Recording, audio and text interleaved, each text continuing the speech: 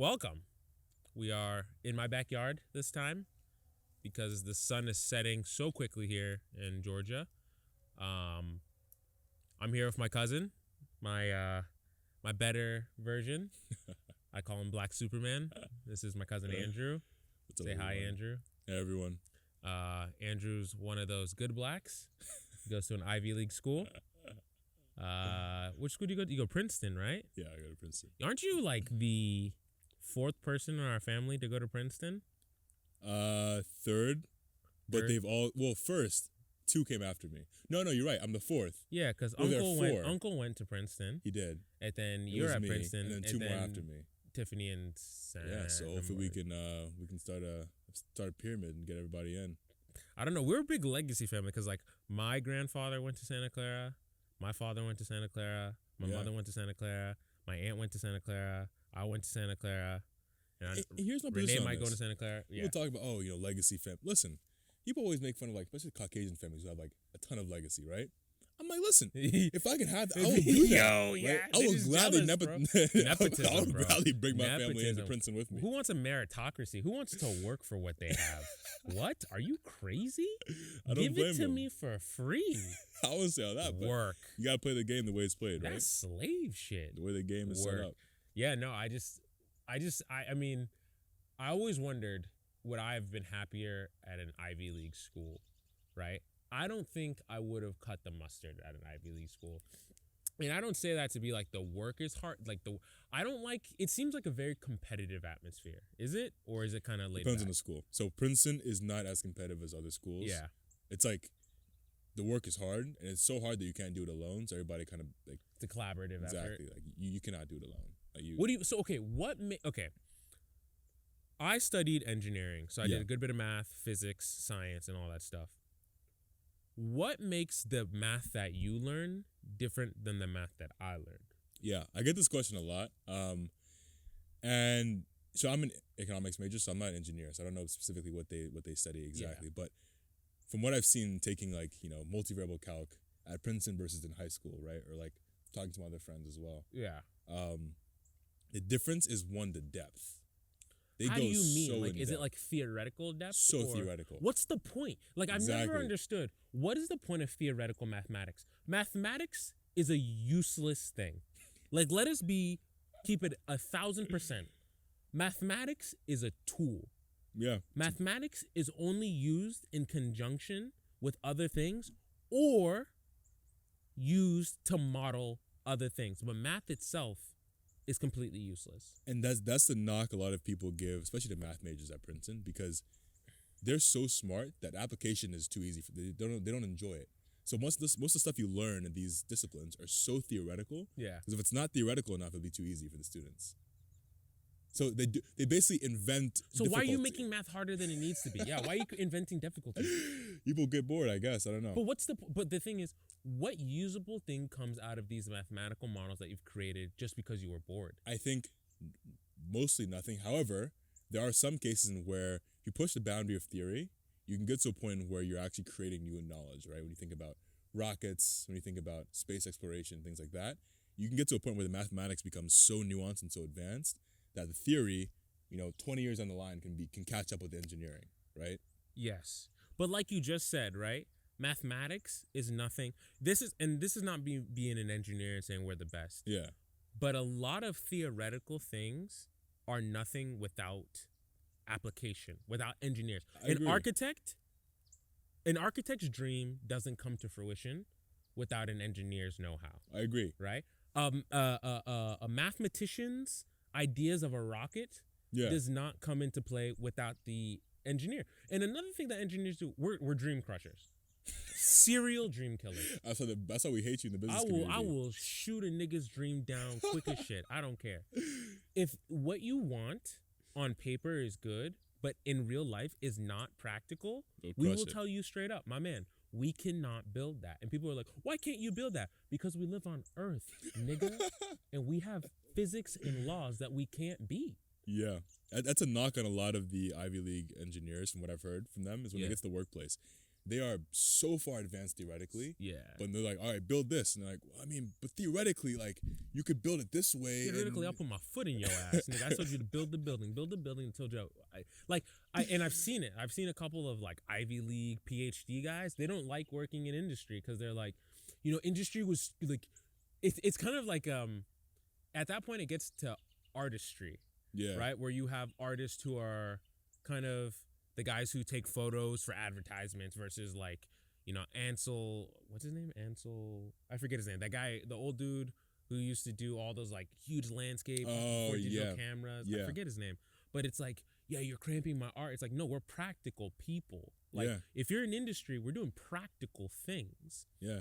As opposed to you who wants to do willy-nilly shit. Like, we don't have time for that, my friend. Like, we are here to do practical things. So a lot of them go into university, but the thing is, now you're creating another generation of impractical thinkers. The fuck I need a nigga who thinks he can build a neodymium magnetized rocket ship. No, nigga, go build that Walmart like we commissioned you to do. I don't understand. I really don't. I think the only pro I'd give for them though, and the saving grace is that the theory tends to run, let's say, 20 to 40 years before the engineering catches up, right? Give me an example of that. Let's think about electric cars, for example, right? Electric vehicles. Electric cars came before gas-powered cars. The technology's been there forever. Yeah. Right? But it's only now that engineering has caught up to make the batteries that are that efficient, that can last that long. So if the theory was never there to begin with, we'd be riding horses. I think where I contend with what you're saying is, let us say that rather than use gas-powered vehicles, we had kept on with electric-powered vehicles early on in 1906. You're right. We would have been we would have engineered for that type of vehicle, and I think we would have been so far ahead. Yeah. Honestly, I think if we were allowed to use the electric car back in the day, battery technology now would be insane. Because we would have engineered for the one thing that hurt us as a society is laziness. The gas engine, although it has come a very long way, right? Like, and you know me, I'm a huge car guy. Same. Mazda has a Sky Active technology. They get 40 miles per gallon of an ICE, internal combustion engine, right? But it's still the lazy man's approach. Like, we don't make things as efficient as we need to or as good as we need to unless it's going to save us money or make us more money. Yeah. My dream truck is my real dream truck is the Ram TRX. Okay. But if I can't get the Ram TRX, I want to get the Eco Diesel Ram. The Eco Diesel Ram gets 27 miles per gallon combined in a truck. In a Ram 1500. Sheesh. And I was looking at the math. It's just a very clean burning diesel engine. But here's another thing though. We live in the South, right? We're in Georgia right now, right? Deep South. A lot of people love inefficiency, right? They love to burn the smoke. Roll call, exactly. Roll the coal. They want to take out the mufflers, muffler delete, take out the cats, everything. So there's no need to even advance because people are so regressed in their ways. It's almost to the point where it's like people like the fact that it's inefficient, and I think eventually the technology is gonna become so good that people can't roll coal. You can't refuse it's it, right? Rolling coal, dude. But see, this is the thing.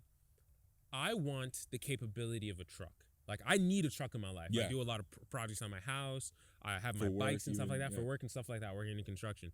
But the thing is, I would love to have a truck that gave me 27 miles to the gallon. Yeah. I drive a car right now, I get 20 miles to the gallon. Granted, I drive like a maniac. You drive like a crazy man. But like that's stellar, right? Because Yeah. trucks are notorious for like 14 or 15. Yeah. That would greatly change the way I do things. And on top of that, I was really excited. So Ford came out with this Power Boost hybrid. Yeah. Right? Yep. I thought that car was going to revolutionize the car industry. I thought every fleet manager was going to be knocking the door down to go after that Power Boost hybrid. But it's not. It's not a hybrid in the terms of it's for gas mileage. It's just a large generator. Yeah. You can operate an entire work site off that truck, which is good. I did not know that. Yeah, dude, it's solid. That's crazy. Which is good, but you're not really hitting it where we need it to, which is we want, as a fleet manager, someone who runs a fleet of vehicles, your number one cost is going to be gasoline and cost and maintenance. If you can cut out that gasoline cost, Yeah, why wouldn't It's you switch? why aren't companies rushing? So if I'm a guy and I'm and I'm a reasonable thinking person, I'm gonna stock up my fleet with the Ram Eco Diesel. It's more expensive, yes, but if you do the cost savings, It's better. if I'm doing a V6 Ram, like the tradesman, the bottom line, Yeah. the very lowest one, getting maybe 18 miles to the gallon, 14 if the guy's driving crazy, if you're towing anything. The Eco Diesel, I'm getting 27 to 30 miles per gallon, right? On top of that, I can tow way more. Yeah. And if I look at it, the offset of the gas savings might come in, replenish what I lost on the front the end. price. Yeah. I just don't get it. I think, and we all started this conversation about the engineers. Is like, I think engineering, and this is my big gripe with engineering, is we lack innovation. We're too practical for our own good. There are a lot of places for us to innovate, right? A lot of places for engineers in particular to bring about a new regime in infrastructure, let's say. Yeah. But we take the easy way out. We do what's been done for a long time, and we're not changing. And that's where theory comes in, because they're the crazy guys. Eventually, they're gonna have 20 ideas that are terrible. Yeah. And they'll have one that is worth the salt. But like, this goes to another point, which is a little bit more crazy. But the thing with ideas Let's hear it. isn't. All right, how do I say this and not seem like a bad person? 90% of the things you say. 90% of the things I say are pretty off the wall. How do I say this without sounding like a? If I said to you, let's go hit a lick right now, right? Let's go rob a grocery store, All right. right? For the record, didn't happen. Will not happen. That is my idea. In my brain, something said, let's go hit a lick. I am not going to hit that lick unless I have a cosigner, right? Me personally, Cyril, I'm not like that. If I have an idea and I like the idea, I'm going to do it. I don't really need people to cosign it. But most people, you need someone to cosign your idea. So if I'm like, hey, man, let's go hit a lick. If one other person goes, yeah, that's a good idea, now you have a co-conspirator. And a co-conspirator is the most dangerous thing in this world. Why do you think that? It makes you feel like all right, let's look it validates you. I always say this. Like, let's look at like Hitler. Yeah. This is a tricky one. But let's look at Hitler. If Hitler was sitting around and was like, hey, man, I think these Jews are the cause of our problems. We need to go after them. And he was with his boys, quote unquote. And they all his just boys were like, him. shut the fuck up. Slapping him. Right? Yeah, Do you think it took people to agree with him for that to happen? Yeah. Right? Yes, you can fault him for having the idea, but I hold the people who allowed that idea to kind of germinate just as accountable. Yeah. You need no men as much as you need yes men. Yeah. Right? And I think that's a big thing in life. It's like, you need to have, and I think we've gone off topic, but it doesn't matter. You need to have a balance in your life of no men and yes men. I agree. You need to have in your life people who are going to say no when they need to and yes when they need to. Yeah. But they need to understand you well enough to know the difference. Yeah. I agree. And even in relationships too, I think a lot of people go wrong there. People want yes partners. Only yes. Yes. Oh my only goodness. Yes. But we're not going to get better if we're just telling each other, oh, you're so great at this. No, tell me what I'm sucking at. Tell me what I'm better. And we can help each other grow. And I think I've never been in a relationship. You've been in a relationship, so you can speak to this more. I'm not going to speak to the type of relationship you're in or the person you're in a relationship with, because I'm not a hater. But if anyone goes to his Instagram, which I will link on top of his head, you can definitely see the person he was in a relationship with. I have no judgment. I've already aired out what I was going to say. But no comment. You being in a relationship, right? How much of your relationship was you being yourself versus you acquiescing to the other person, like saying yes to what they wanted or agreeing with them for no reason versus you being your actual self? I think in the beginning, it was definitely probably like 70-30 in terms of 70 acquiescing, 30 being myself. Yeah. After 6 months to a year, it's like, listen. Wow. You told it like that, straight like that too? And I think for both of us, right? It's like, listen, you got to be yourself, right? Like, I can't, I'm going to be myself, right? Yeah. If it's not what you want, it is not what you want. And it starts to switch off. But in the beginning, people love to acquiesce. Let me ask you this. I am, how do you say this? Renee, what would you say? Like, how am I a prickly person? Do I have a acidic exterior. It's like a porcupine, you know. It's cute, but like, you know, if you, I'll fuck you if up. you Nigga. yeah, if you, I have a hard time not being myself all the time, and because of that, it has cost me probably relationships, whether it be intimate or just friendships too. yeah, Because I don't believe that I should have to come down to someone's level to appease them, right? Yeah. And to some degree, that's wrong. To some degree, I should definitely be like, hey, you know, let me meet you halfway. Sometimes I'm just me myself too much, and I agree. I understand that, Mm-hmm. but I'm wondering if we have an issue now, whereas rather than being friends with someone you like, you just go in lustfully, right? Yeah. And when you go in lustfully, I think is where you hit what you're talking about. Whereas 70% of the time, you're not yourself. You're acting like someone else Yeah. because you don't really know them, Yeah. right? I didn't know her before. And we then started dating, 6 yeah. months in, now you're like, oh. But if you were friends for a year before, I mean, right, your house is built on rock, not Yeah. on sand. And so it's kind of like, I know what she's like. I know what she doesn't like. I know who she is. I don't have to acquiesce. We were already who we was. Yeah. Now we just decided we want to be who we was together. Yeah. But I think that is also part of the relationship. So I think there's two types. I mean, probably many types, right? Yeah. Two types that come to mind of relationships. The first type, and I'm talking about the way the relationship starts. Yeah. First type is you're friends with them, Yeah. and then you become more than friends and you start Yeah. dating, right? In that case, like you said, you already got through the whole acquiescing period in your friendship, so now Yeah. you're just Now you're just real. raw. Exactly, right? raw. Now you're completely Other raw. side is when you don't know them, and you're Okay. now getting to know them, Yes. and that's kind of the thing where you're gonna have to act because you don't know what they like, you don't know what you like Yeah. in them, and then you get to like the period where okay, now it's time for us to be raw. Have you seen a married couple 10 years in? There is no BS going on at all. Yeah. No BS. Yeah, that's true. No, right? And the That's the true. BS left 7 years ago. It left a long time ago. There's not like a lot of fluff left, Yeah, right? no, it's now it's real. like straight to the point all the time. Yeah, it's real.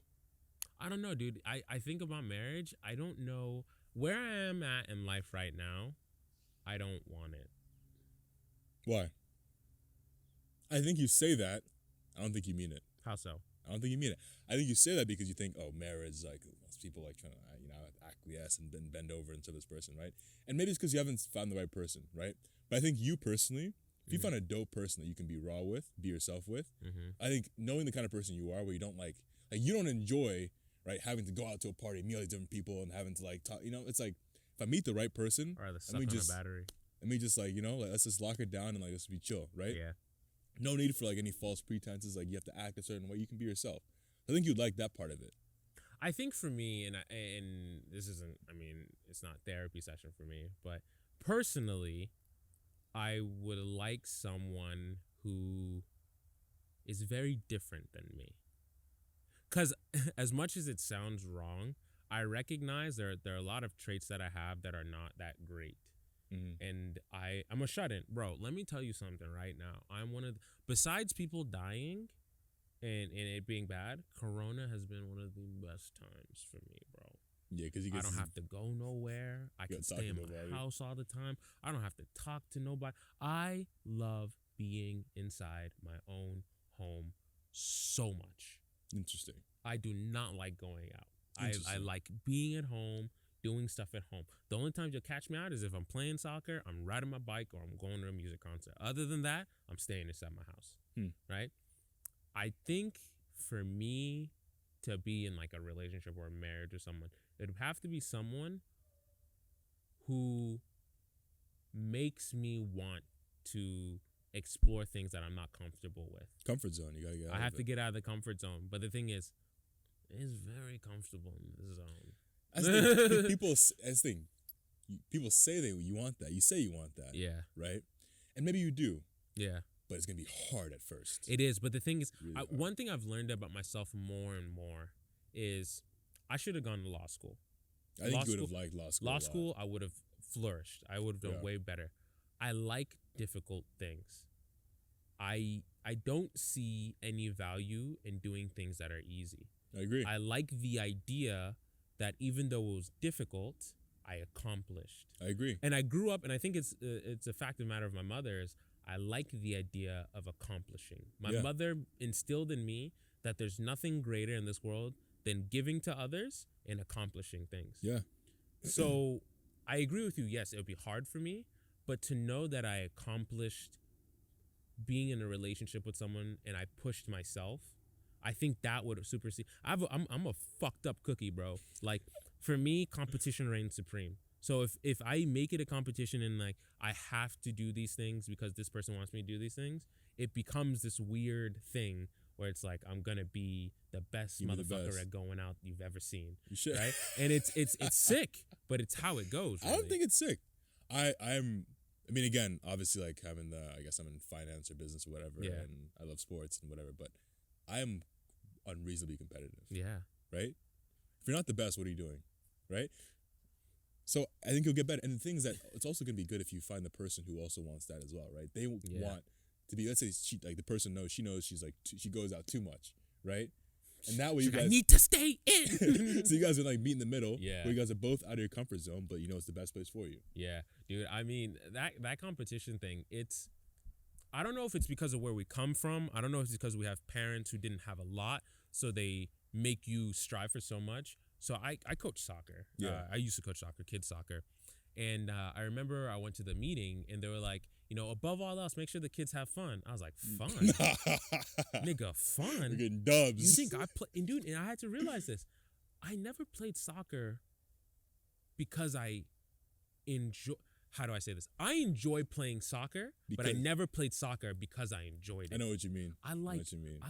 I like getting better at things. Yeah. I like winning. Yeah. I like dominating. I like seeing the look in my opponent's eyes when that nigga has to look at me and know I beat his ass, bro. I love competition. I love talking shit. I love winning. I love winning so much that for a season of my life, it ruined my life. I lost 45 pounds and like got a 6-pack all over a bet. Dude, I never tell anybody Yo. this. I started playing soccer. Soccer has taken me very far in my life. Mhm. I started playing soccer because a kid in 8th grade or 6th grade, his name is Ozzy. He lives around here. He told me that I would never be able to play for the Atlanta Silverbacks travel team because I was fat and I couldn't run a 6-minute mile. Right? I got to 9th grade, I ran an 11-minute mile. The year after that, in 10th grade, for soccer conditioning, the fastest mile I ever run in my life was a 6:27. And I thought about this kid every time I touched the field. Yeah. He doesn't even. I bet you he doesn't even remember who I No, am. it doesn't. But I still It think drove about you. that kid to this day, bro. It And that's drove just who you. I am. And the thing is, no ill will towards him. He made me who I am today unwillingly, Yeah. and I'm happy for it. Yeah. But competition takes me to scary heights. No, it's crazy. And then I think about, so I play a lot of basketball, as you know, late middle school, high school a lot, even a little bit in college, like, but not as competitively. Yeah. In high school, my freshman year, right, our high school was dirty. Like, Lambert High School was raw, would bro. Beat people. And we had a coach who loved beating people. He loved winning. The best. And to a different level, bro. We had a game, we were playing Northview High School, right? Yeah. We were up 70 points. I'm not even kidding. It was like 84-14. Like we were in their court. Yeah, Most disrespectful. that's a home invasion, We're up bro. 70. My coach, 20 seconds left in the game, right? My Yeah. coach calls a timeout. He draws up the play to score to win the game. To get to have a game winner, like a Buzzer beater? Yeah. So we run the play, we get a bucket, and the other coach wants to fight. Hey, My coach is like, listen. fight your teammates fight your team for being shit. My coach is like, listen, we're here to get better. We're here to win, all right? How am I going to get better if I just hold the ball the last 20 seconds of the game? Like, I'm trying to win. I'm sorry. It's not my fault, right? If me whipping your ass by 70 points doesn't get you to go and train, you don't want it. Exactly. You don't want it. You don't want it. You don't want it. Yeah. Like, bro, the worst ass whooping I ever received was we lost 8-2 when I was in playing club or college. I can't remember. And I remember I went home and I cried. And my mom was like, "Why are you crying?" And I was like, I was playing defense. And I'm like, it was not my fault. If we go back to it, it was not my fault. Yeah. I did not get messed up that many times You for them weren't to getting score 6 shook? on us. But in my mind, every single time they scored, if I had done something better, I would have prevented that mauling. Yeah. In my mind. And the thing is, it's a bit preposterous, but it drives me to always look north. Yeah. The only downside to this corona right now is I have nothing to compete against. Bro, I've gained 50 pounds since corona started. Compete against yourself. Not good enough. And it's weird. I'm not You good need, competition. you need someone to. I don't hold myself in that high of a regard. I need another human being. That's true. You do downplay yourself. Yeah, I need another human being to go against. And the thing is, they don't even know I'm going against them. Yeah. But up yeah. here, they're on a dartboard in my room, and every day I'm hitting the gym and I'm just hitting the dart with them. Yeah. I can never compete against myself, but as long as you bring someone, I will compete against them in such a way that they'll see me in public and be like, "What's up, man?" I'll be like, "Nigga, I hope you die." Right? And they don't understand why, because that's how my that's just how my mind works. I don't know why. It's competition. It's competition, but I'm it's bad because I have no self-motivation. Bro, I ate a brownie covered in whipped cream. I just watched it. Yeah, I watched not it. but an hour ago. I saw it. And in my mind, I said, if diabetes comes, it comes. Keep in mind, this is a man who a year ago, maybe a year and a half ago, would go running for fun. Yeah, long runs. 8 miles, 13 miles. Long runs. So I think the way I got myself into it is I was like, you just gotta find somebody. And you gotta be like unwilling participant. And be like, listen, you don't want to go against me. I know you don't. But I think you are. But, remember when? Did you watch The Last Dance? Yes. Yeah. When Michael Jordan was making up enemies, bro? Yeah, exactly. That's what you got. That's exactly what you have to do. The greats are like that, dude. He'd be like, yeah. Michael thinks that you said this. He's like, I didn't say that. Exactly. Michael was like, nigga, fuck your kids, nigga. It's like, yeah, what? I remember that exactly. Yeah, it's wild. Exactly. Right? The greats. You have to do what you have to do to get where you need to go. Yeah, and that's what Michael. And they're irrational, but it makes them immeasurably great. I don't know. I guess I need to come up with some kind of. You gotta be like, so and so said I'm fat. Like, no, I didn't say that. No, you thought it though. Fat.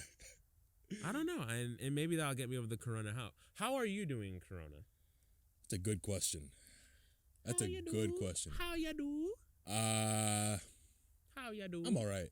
So I'll expand, right? Bro. I will say, last time I saw you were mad brolic. You're losing some definition here. I've lost some muscle. And I'm obsessed with like what I put in my body. Right, I don't drink anything besides water most of the time. Only water. Right? Is that real? Come to my house. But what's the point?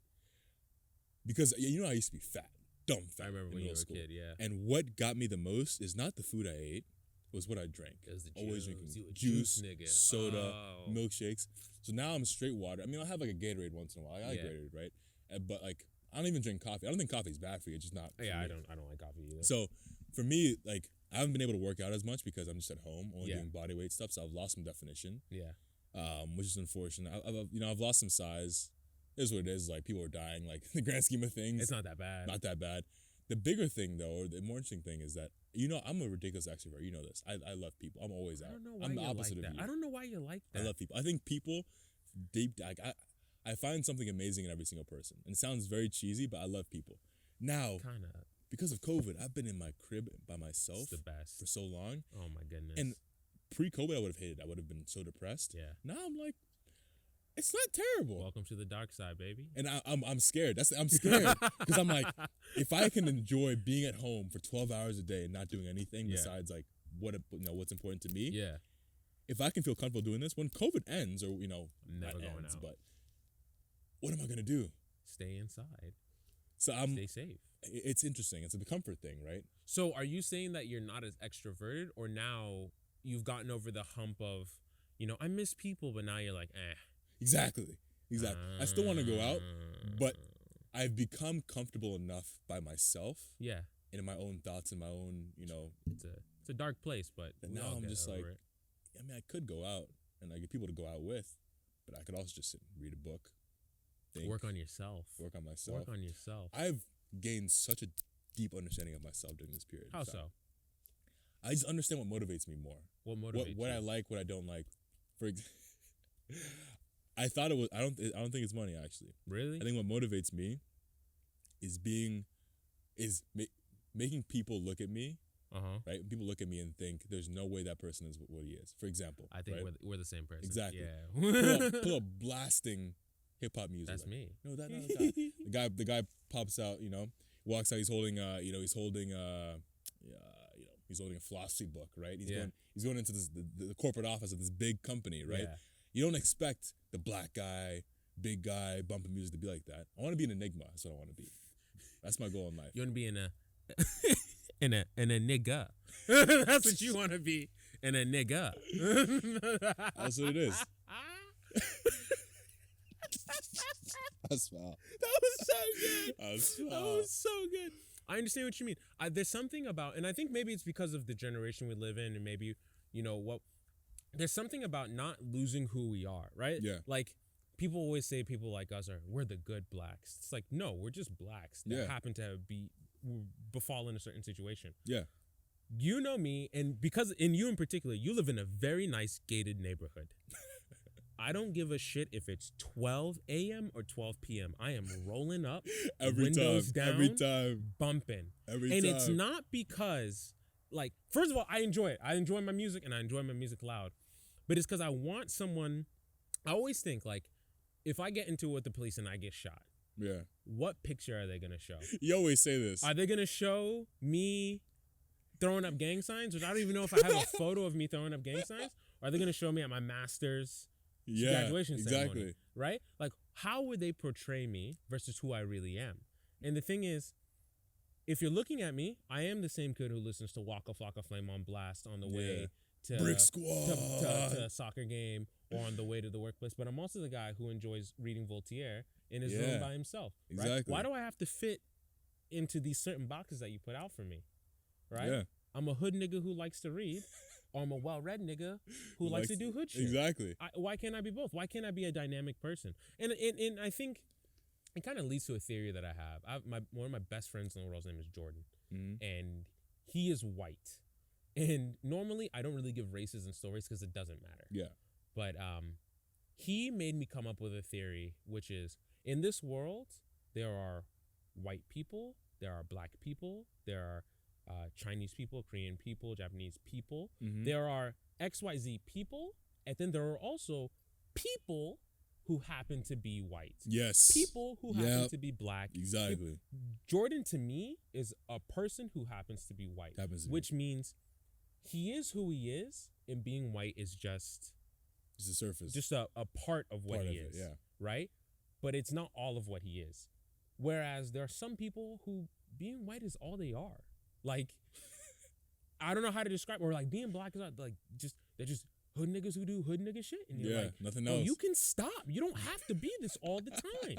Right? Like, there are people who very well love living in the stereotypes that they have. You love fitting into a box. Right? It's nice. And then there are people who are complex, beautiful people who just happen to have a skin color. Yeah. Right? And that's how I want to die. I want to die I agree. Cyril, who was black, not Black Cyril. I agree. Ironically, in Jordan's phone for the longest time, I was Black Guy Cyril, which is so funny. He's changed it, but it was so funny. No, bro, I love it. Give me an example. My top 5 genres on Spotify. Ready? Yeah. Ready? Trap. Yep. Rap. Yep. Classical music. Heavy rap. UK rap. Right? It's like okay. See, that's not even like that's not even diverse enough. Mine was like pop, rap, indie R&B, country, and like new age. Like, and the thing is, and I have to chalk it up to my father. My dad listened to some out of left field shit when I was growing up. My dude, Uncle Johnson was. My dad is a very enigmatic man. Like, my dad has I found a cassette tape one day. And like it was like Barbie Girl, all these songs about like Aqua and stuff. My dad loves music. My dad loves music and loves pop culture. My father can tell you lines from like the Pink Panther back in the day. Like, he's a very big on like pop culture stuff, and that's where I get a lot of it from. Interesting. But like, he made me not scared to like other things. That's good. But one thing that happened to me is I remember I got my first iPod Shuffle when I was in 5th grade. I remember you had another one though. You had a bunch of them. I had a bunch of them. Since the 5th grade, I don't think I've ever gone a day in my life without listening to music. I've never gone an entire, unless I was in a coma, I've never gone an entire day without listening to music. How many minutes did you spend on Spotify? This year I was lower. I was 94,000. Last year I was 127,000. Right? I love music, and the thing is like, when I was in 5th grade and I got that iPod, I thought I could only listen to rap music. Like, I thought it's so funny. The iPod is for you. You're Yeah. the only one who can hear it. Yeah. But in my mind, if I didn't listen to rap music, I wasn't black. Dang. Right? Which is Yeah. preposterous. No one else can hear. Yeah. I was limiting myself because of what other people thought. That I met this dude. He lived up the street. He used to live up the street. I think he just got married. His name is Michael Pena. I call him Big P. He used to let us come over to his house and play Guitar Hero and Rock Band. Yeah. And I found like all these different kind of music, but it was all like either heavy metal or classic rock, but it was all rock music.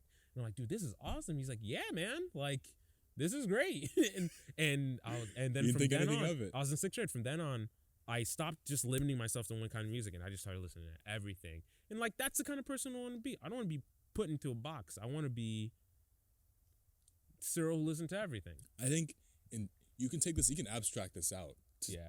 society, to life. You make it as meta as you want. I think the best state of humanity Yeah. is humanity in a version of humanity in where we are all like that, right? In that we have different interests that are outside of our field. Some people are going to be in a box. That's Yeah. them. But I think we're all better served when we have eclectic interests, because then we can relate to people, right? For example, Yeah. if not to make it black and white, but if Caucasian person or white person never listened or never even consumed rap culture or Yeah. media or black, Chadwick Boseman, I'm saying Michael B. Jordan, Enough whatever. exactly, right? They had nothing to relate. Yeah. But because our world is so interconnected, there's at least something. You can say there's some, from all the crazy things I hear about you on the news, there's some redeemable aspect of you. That's so foul. You know what I'm saying, That's right? so foul, No, bro. Because humans, unfortunately, because we don't think rationally, we need to find little things to connect with, Yeah. right? Yeah. I need to use the bathroom, by the way, real quick. Is that Go cool? ahead. Yeah, we'll just splice it a little bit. Run, Negro.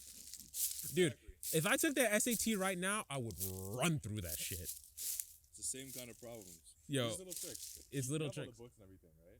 Yo, the books don't even help, bro. You're lucky. This is prep. YouTube, dog. YouTube is probably going to be your friend. The biggest thing that helped me is I took tons of practice tests. Yeah, we took it at Miss Carroll's. Dude, Tons. I hated the practice test because we'd get there for 8 hours. Or Yeah. I'd be there for 8 And hours. she just make I'll you take run like, through just 'em. Yeah. run through practice SATs. But it makes you man. better Dude, I don't like that at all. It makes- I hated it. because you get to know what to expect. I think the SAT is a stupid test. I think hot take, not everybody is built for school. So we need to stop making everybody go to school.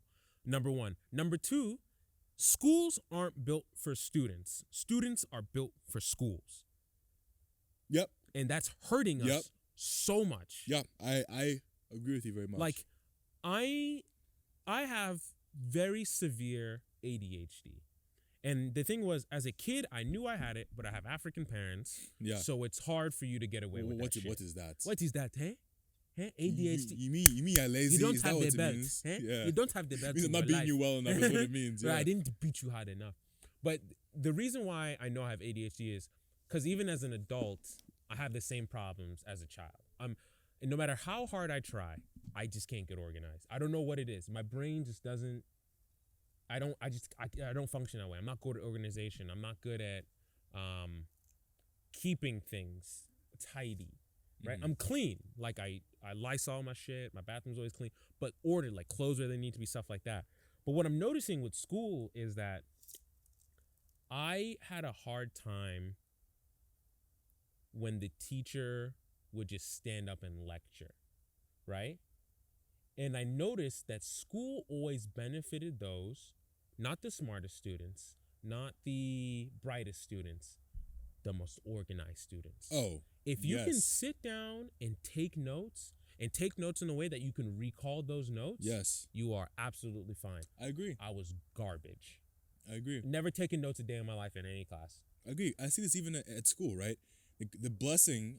I'm so thankful Yeah. to go to a school like Princeton? Princeton, because when you go to the knowing, but the number one ranked whatever school, you have kids. I know a kid, for example, who wrote a textbook Yeah. Oh, yeah, you told me Told you about this about guy, yeah. in 8th grade or Yeah. whatever. No, sorry, not 8th. In high school, senior year of high school, he wrote Yeah. a textbook with an author, with a professor. Yeah. This guy, I kid you not, I think he has like an international math medal. Like, he's ridiculous, right? How old is he? Like 19, 18? Like 19, 20, yeah. Jesus. This person will run circles around most adult PhDs mathematically. Oh, right? he's smart. However, Yeah. Hama doesn't like being put in a box. He just likes to think. So there are situations in where if you give him a test, Yeah. he won't do well sometimes because he doesn't want to study. He doesn't want to go through other things. Nigga's kind of lazy, If you- or not even lazy, he but- likes what he likes. Exactly. Feed him what the food he likes. And he doesn't like giving him something where there's like a very closed form kind of thing. He right? likes You abstract. give him an open-ended problem and say, hey, what is the best way to prove X, Y, and Z? Yeah. He will have a field day with that. He will do it. He gets 10 to times- explore. Exactly. Yeah. Right? But when you make this guy sit into a classroom and memorize the last 45 presidents, right? Like, It's so useless. Right? It's so useless. I mean, The way we teach history is honestly disgusting. Like, I have a lot of friends. I can't do this, but do you have friends who you'll be like watching a movie or listening to music and you're like, nigga, you know all the lyrics or you know all the quotes of this song? Like, I have friends who will sing the entire lyrics of a song. I can't do that. Or they will, like, we'll be watching a movie and they'll be like saying what's going to happen next. I Can't do that. But I'm like, but you don't remember who won the Battle of the Bulge? Right? You don't remember That's funny.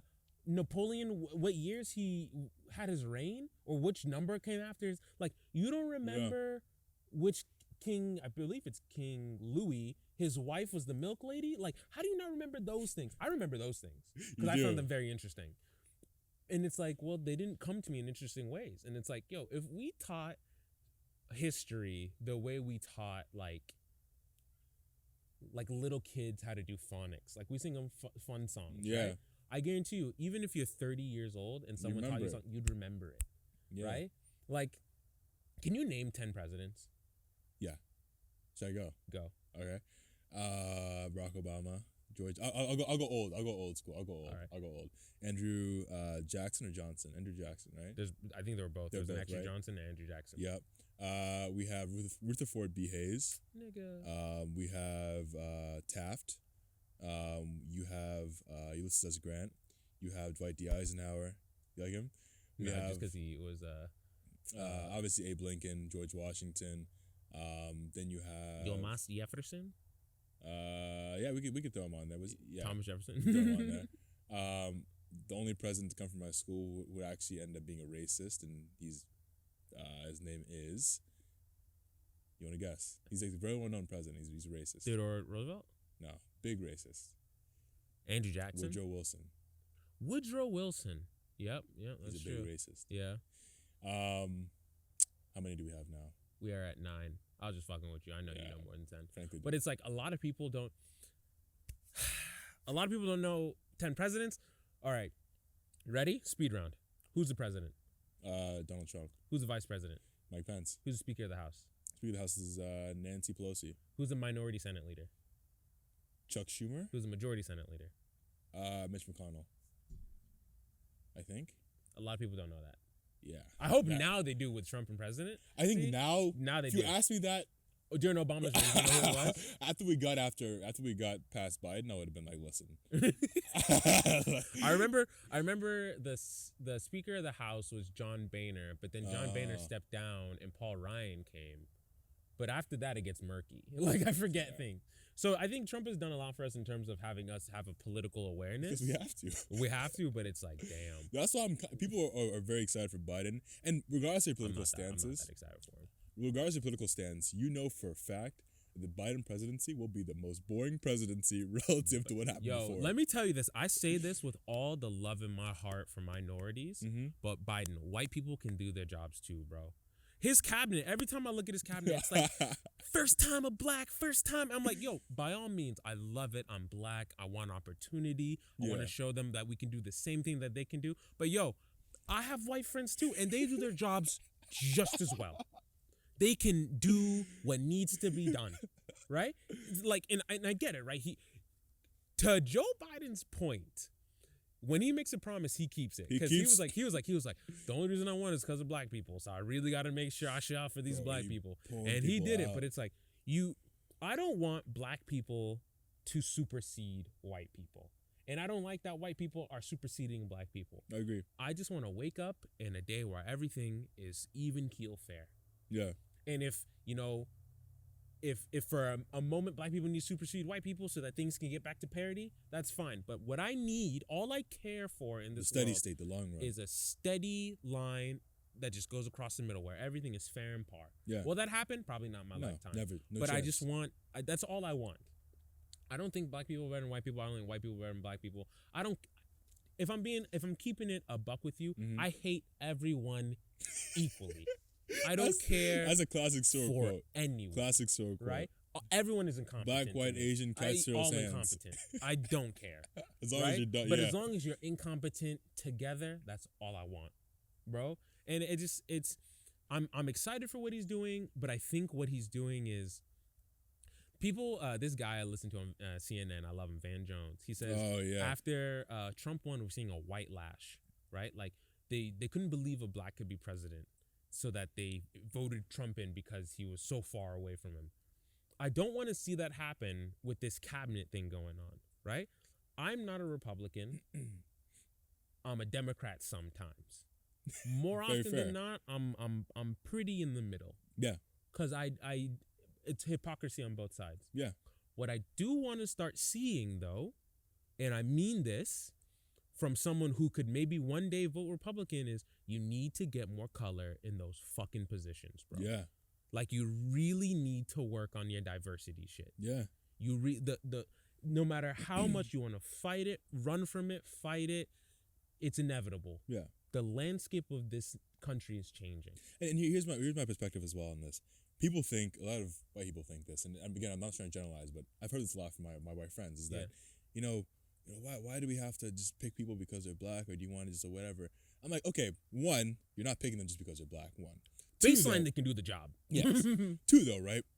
You have a country that's 13% black. Yeah. Right? But your representatives, your senators, your whatever, don't have that same representation. That's all I'm asking You're not for. representing the people. That's all. Dude, this is, if I was president or someone important, this is my only ask. We make the demographics of companies represent the demographics of the United States.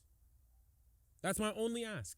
And if the issue, and if you say, well, we don't have enough black people to make that happen, go into black communities, invest in them so you can make that shit happen.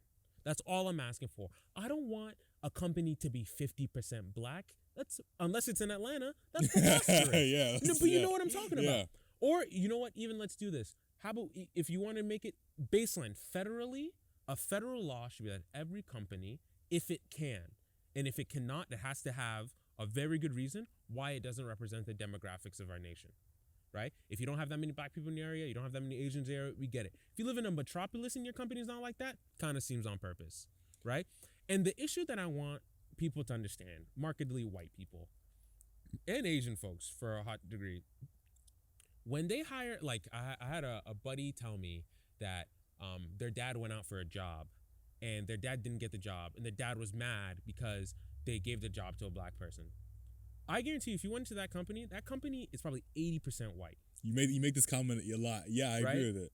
And I know where you're going and they with this. reserve 3 spots for some. Exactly. So if you can't take those other Are 80, you are you out of your fucking mind? You couldn't beat 80 other white people and you're mad because you lost to a black person? Yeah, exactly. And mind you, because of the way this country is set up and the idealism that you have, you think blacks are less than you. And that's fine because we don't have the same opportunity.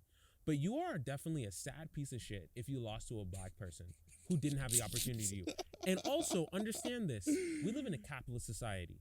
If it ain't about the money, get it the fuck out of here. No company is going to jeopardize their money-making ability by hiring someone incompetent. Exactly. That's dumbonomics 101. And here's a crazy thing people don't understand. So I did a bunch of consulting last summer, this summer as well. And the company I work for actually published a report that states that if you look in the long run, companies with more diverse workplaces that match the U.S. representation perform better. Because what happens is, if you are Google, right? Yeah. And you sell ads, right? On Google. Yeah. To different companies, right? Niggas use Google too. Exactly. Exactly. Like, and if you don't appeal to them, you're losing money. Exactly. Right? Think about who advises people who advise Popeyes, right? The consultants who advise Popeyes. Best believe they have some black people on. I hope Right? they're black. Right. Bro, we saw a prime example with like, do you remember when H&M had the coolest kid in the jungle? Yeah, the shit? coolest monkey in the, All you need is one One light skinned nigga too, Exactly. not even a full fledged A nigga. mix. You need to be Even a mixed. mixed guy to be like, hey, bro, I don't think you look Exactly, this good, right? dog. Like, I don't think that's a good look, my G. That's all you needed. One Yeah. person to be like, I don't think that's a good idea. And it would have saved you And it would have saved hundreds of millions. backlash. Hundreds of millions, Some- probably. And Hundreds of millions. I don't, and that's the thing is like when we have black people in those positions, everybody thinks that like Obama being president, we were going to reverse slavery. Yeah. No. Our president's black. No more racism. Obama being president, all it did was show that one, we can do the job too. Yeah. And two, when we do the job, the quality doesn't go down. Yeah. Right? Simple. My mother taught me something very interesting that she has a theory about, kind of colonialism and things like that, which is she believes that people who colonized thought that intelligence was genetic. Oh, yeah, they do. Yeah. Right? The one thing that hurt them more was that one miscalculation. Yeah. Intelligence, more so than anything, unless you have a mental disability, is environmental. I agree. Intelligence, ironically, is taught to a degree. Some people who are geniuses, they can comprehend things at a high level. But regular, everyday intelligence is environmental. And a good case to show that, which kind of hurts the idea of, when white people are like, affirmative action is, if you have an African-American child who supposedly grew up in the inner city that has less opportunity, Yeah. and so you must give them affirmative action for them to get into college, right? Theoretically, after that African-American child has gone to college, he should flunk if intelligence is truly genetic and they're just not as smart. If he can't, right? you can't. Because handle when it. you get to college, there's no special affirmative action college program Yeah, in college. No calculus for blacks. There's no calculus for niggas. There's no calculus 101N. Yeah. All right? It's calculus 101. Yeah. We are all on the equal playing field. Yeah. So theoretically, if intelligence was genetic and black people just aren't as smart, black people wouldn't graduate from college if you let them go. Hispanics, blacks, all that shit, we would all just fail when we go to college. Do you know what the most educated Black population in black women are the most educated population? Black women. So isn't it a shame for you to yell affirmative action when supposedly the person who has less opportunity than you gets to the same field as you and is able to still continue? Doesn't that mean that you really ain't shit? I think playing devil's advocate here, I don't agree with this, but they'll Okay. say that sure they graduate, but maybe they have lower grades. Maybe the percent of those who drop out is higher. Yeah, let's say the percent of dropout is higher, and let's say they have lower grades. Yeah. The percent that dropout is higher, they're a smaller population. Mathematically, if you look at it like that, maybe. But let's not even go there. Let us say that you believe that the fact that someone can be held back societally And still still even graduate is number one is great. But on top of that, if I get better grades than you, I'm gonna tell you to suck my entire dick every time I see you. Yo, get this. This made me so happy, bro. The valedictorian of Princeton Yeah, this year. it's a black dude, right? Black guy. Yeah. Black guy from Canada. Let me tell you something, and this is gonna sound weird. I don't care, me personally, and it's probably because I don't have this in my mind, and I think a lot of white people are like this. I think we are too hard on white folks. Yeah. Because I have a really good friend named Will. He doesn't see color, and I know that sounds goofy as shit, but a lot of white people don't see color. What happens is we see color, and because this is getting kind of meta. Mm-hmm. There are white people in high places who see color Yeah. because it's useful to them. Yeah. But the rest of us, blacks, yes, we see color. Normal white people, every day walking around, they don't see it, right? It's doing them. So now, when something happens and we bring race into it, we're like, you didn't do this because I was black. And they're like, oh, I don't care that you're black. I just, to them, it doesn't cross their mind, right? But once you spark that in them, now they go to the higher whites and they're like, they the higher whites are confirm like, it, we're better. exactly. And then we're creating our own enemies sometimes. Right, I had a friend, she lives in the Netherlands now. She's like, I remember when I got to college, I wanted to be friends with the black girls, but they wouldn't be friends with me. And they wouldn't be friends with me because I was white. And I said, and I remember back then I said, well, you have to understand, the things that happened between us. But what I didn't realize was in her mind, as fucked up as you want to think about it, that stuff didn't matter to her. It didn't matter to you. She was willing to do an open slate and be your real friend without putting race into it. Yeah. Right? She was just willing to be your friend for the sake of being your friend. So it's like the waters become muddy because one group feels like they've been slighted, and they have been slighted. Yeah. And another group did the slighting, but the issue is the group that did the sliding, half of them know, and half of them don't know. Yeah. And we take issue with the half that doesn't know because we feel as though now they're just being disrespectful. Yeah. Yeah. A very interesting thing as well on the topic of racism and white supremacy. We learned this in one of our history classes that I took in school, but white supremacy, believe it or not, so in the Civil War period, right? I told you about this as well.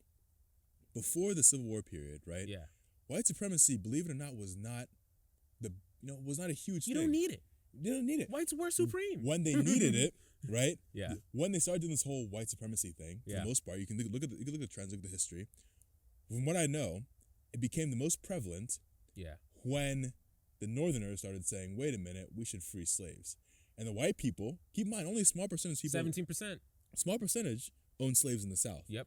So for the rest of it, say 17%, the 83% who don't own slaves start thinking, wait a minute, what do I benefit from having slaves, right? And get this, not even what do I benefit? They lose because as a poor white person, you're competing against free labor. How are you going to get employed? So they had terrible economic. They were poor. It would benefit them for slavery to be abolished. It would. Mm-hmm. But then what happened is the rich whites said, we don't like that. So they said, but see, white supremacy, we're all better. They're a different race. And then the poor whites started thinking, everybody wants to be better than somebody. Exactly. But if they had actually just sat down and thought about it, they would have been better off with no slavery. Economically. Honestly, they fought for their own suppression. They fought their own. Yes. Honestly, if you really sit down and think about some of the things that you believe in, you're like, I don't know about that. Yeah. It's wild, man.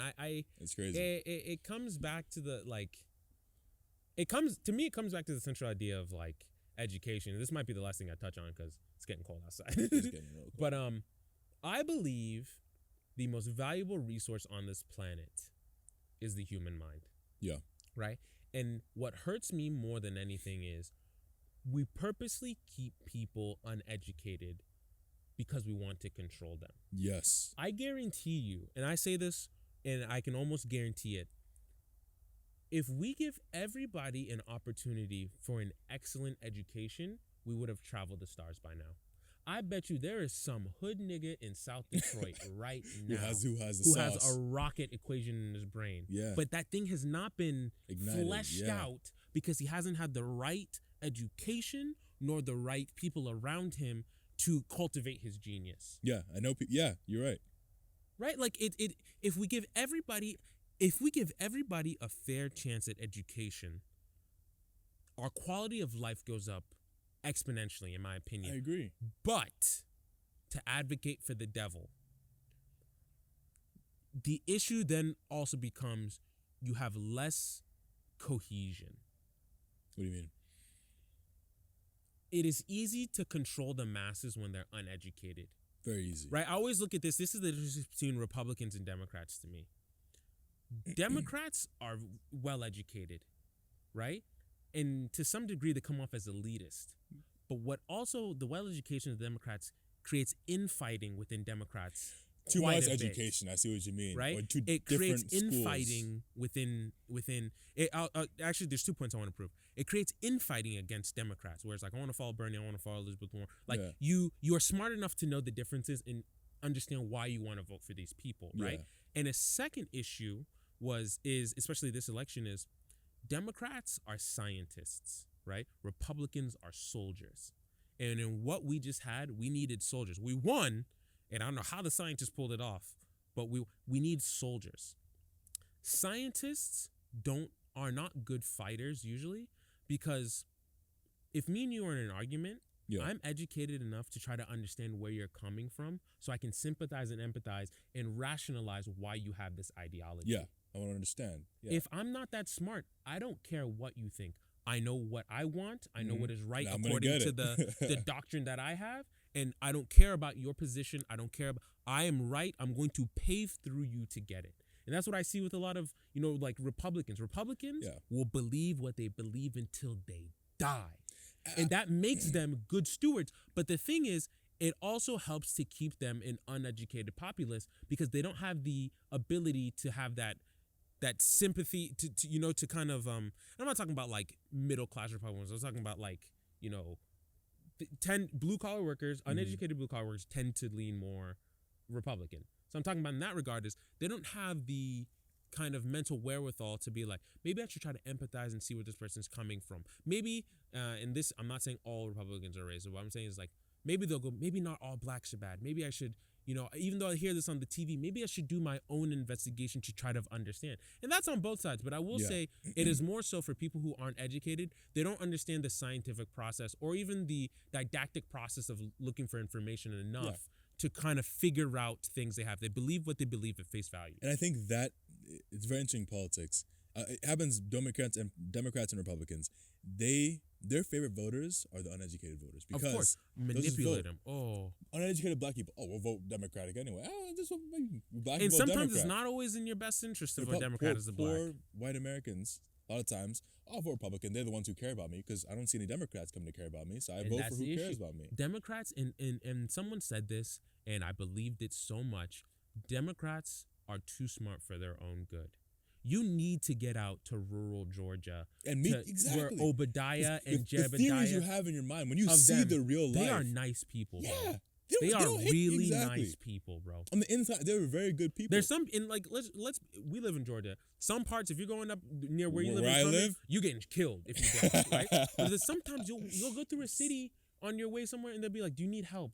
Like they're good people, right? Exactly. But we have all these preconceived notions of them being like knuckle draggers, racist, just country folks. And the thing is, they are country folks. But let me tell you something. You need some country folks in your life. Yeah, you do. You really do. They will give you no one. I always say this. If I had it my way, I would marry a Southern woman. Because in my opinion, and Southern women, black or white, there's no stronger woman on this planet than Southern women, Southern black women, and Eastern European women. I don't know what it is. They're made. I don't know if it's because they have to work.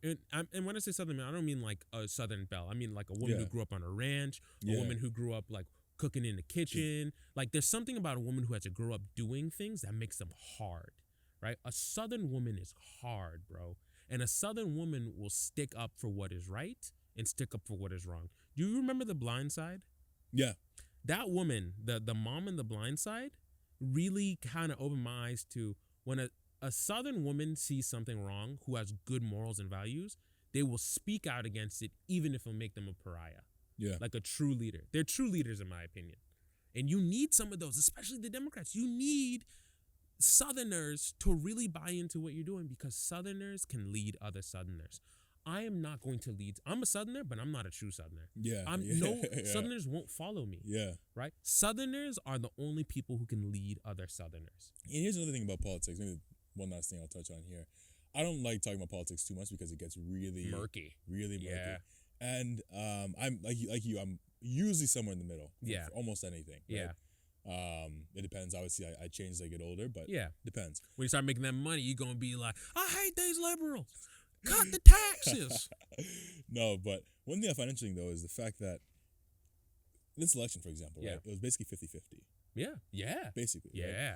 And what I don't understand is if you're in the X or Y, X or Y party, and you believe the other side is so completely and utterly wrong, then why is half of the population going? Like, there has to be something that they're doing that has one iota of truth.